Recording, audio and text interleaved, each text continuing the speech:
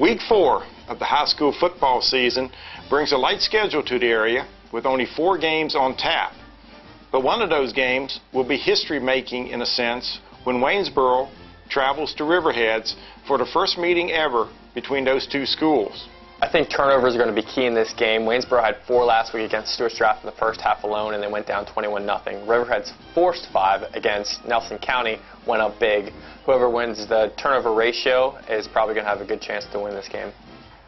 Much like Stuart Strath a week ago, Riverheads will want to use its depth at running back to wear down the Waynesboro defense.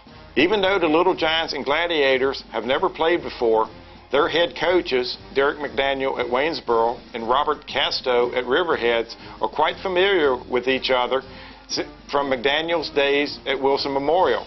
I think Riverheads can make a statement early against Waynesboro, maybe force a 3-and-out in their reception, maybe a fumble. I think that's the identity of their defense, maybe making plays, making turnovers on the other side of the field. Riverheads will not only want to run the ball to keep the Waynesboro defense on the field, but they also want to do it to keep quarterback Chris Baker off the field. Riverheads was given a big boost last week when Chance Staten got back in the lineup after an injury forced him out. He made a couple big plays, both rushing the ball and catching the ball. But I think more interesting in this game might be how Kendall Casto plays. He went 4 for 5 a week ago, and I think this week he could be a little bit more aggressive out of the pocket. If Riverheads can come out, start quick, it'll help them in a big way. Waynesboro hasn't done a very good job of playing from behind so far this season. If the Gladiators can do that early in this game, it'll put them in a better position. When McDaniel was at Wilson, those two schools had quite a few knockdown, drag-out battles. For Waynesboro, it's about gap defense. Waynesboro's head coach, Derek McDaniel, knows very well about the wing tee offense that Robert Casto runs at Riverheads. If Waynesboro is able to plug that gap, make some plays from the box, Waynesboro is going to have a better chance on defense to maybe limit Riverheads early in this game. One of the biggest weaknesses for Waynesboro so far this season has been their mental errors and penalties. If the Little Giants can cut down just a little bit, it'll put them in a much better position to win.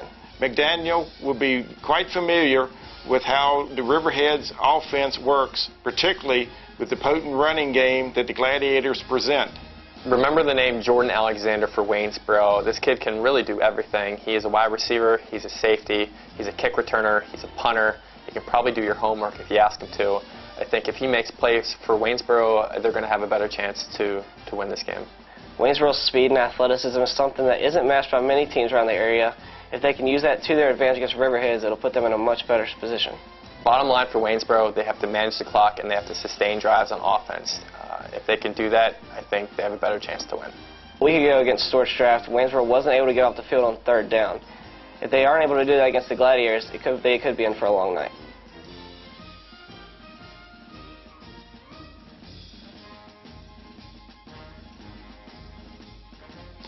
The grim reality on this game is Waynesboro's losing streak will reach another high number as the Gladiators will prevail in a big way, 56-13.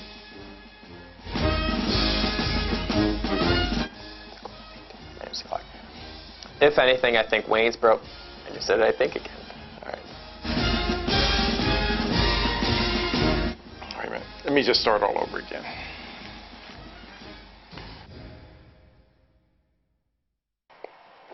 Last week was bad.